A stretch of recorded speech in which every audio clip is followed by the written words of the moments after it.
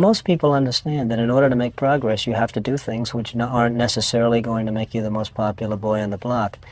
And that's what we did. In that case, we had a decision to make, and we had to make a decision. Is that something you learned all by yourself, or was it instilled in you by your father or your grandparents or anyone? I think maybe it's something that was instilled, and maybe it's something that you've learned through a little bit of trial and error over the years. I think this country maybe is a good example. I just don't feel the country is going forward in the proper direction. We could have made quick decisions, and we would have been a lot better off than the way we've been sitting around over the last couple of years and just watching everybody else do everything, and we just sit back and take everybody's abuse.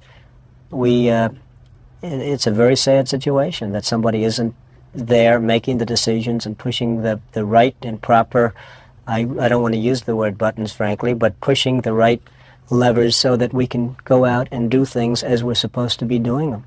You are a mover, you are a doer. If you could make America perfect, how would you do it? Well, I think that America is a country that has tremendous, tremendous potential. I think that much like the mind, I think that America is using very, very little of its potential. I feel that this country with the proper leadership can go on to become what it once was. And I hope, and certainly hope, that it does go on to be what it should be. What should it be? Well, it should really be a country that gets the respect of other countries. Is respect the most important thing in your opinion? Well, respect can lead to other things. When you get the respect of the other countries, then the other countries tend to do a little bit as you do, and you can create the right attitudes. The Iranian situation is a case in point. That they hold our hostages is just absolutely and totally ridiculous. That this country sits back and allows a country such as Iran to hold our hostages, to my way of thinking, is a horror. And I don't think they'd do it with other countries. I honestly don't think they'd do it with other countries. Obviously, you're advocating that we should have gone in there with troops, etc., and brought our boys out. I absolutely feel that, yes. I don't think there's any question, and there's no question in my mind.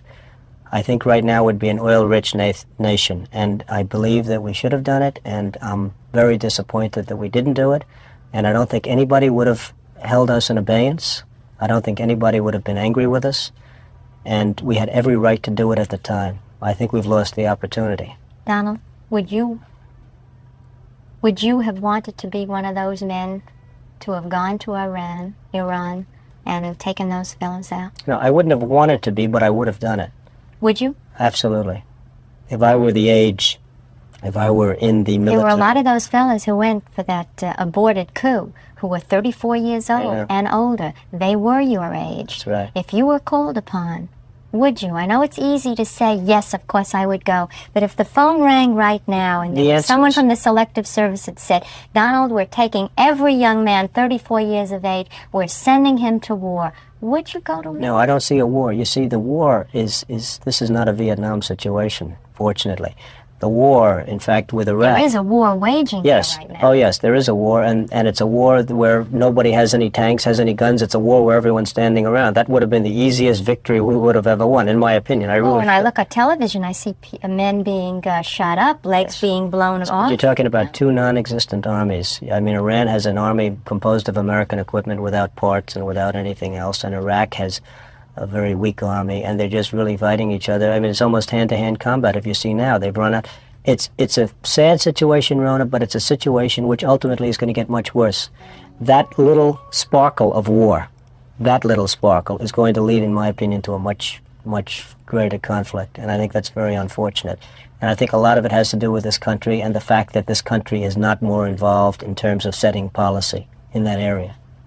Do you think perhaps that the oil industry is responsible for this, as the late Shah once implied? Well, I wouldn't want to criticize the oil industry because I wouldn't know enough about it, but I can tell you that I think this country is responsible for that war by its own weaknesses. I don't think you'd have this war if they, again using the other word, if we were respected, properly respected as a country and as a people and as a nation. I don't think that you would have the war going on right now between Iran and Iraq. I don't think that Iran would have our hostages for 10 minutes. If they respected this country, I don't believe they would have our hostages for 10 minutes. Do let me know what you think about it in the comment section down below.